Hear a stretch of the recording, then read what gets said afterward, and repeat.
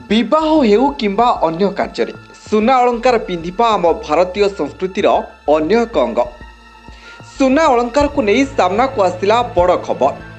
विवाह महिला को मिलुथिबा जमी घर और गहनार कहार अधिकार एने विभिन्न खबर सामना को आसी।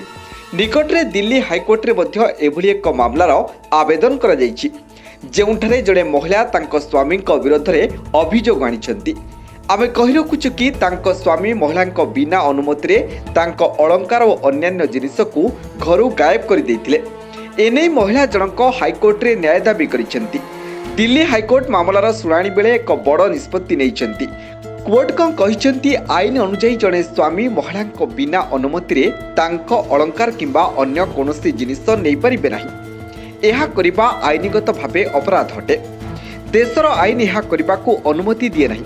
এই রায় দেওয়া বেলে দিল্লী হাইকোর্ট স্পষ্ট করেছেন যে জড়ে স্বামী স্ত্রী বিনা অনুমতি বিবাহে মিলিথিবা উপহার কিংবা গহনা নেই পারিবে না।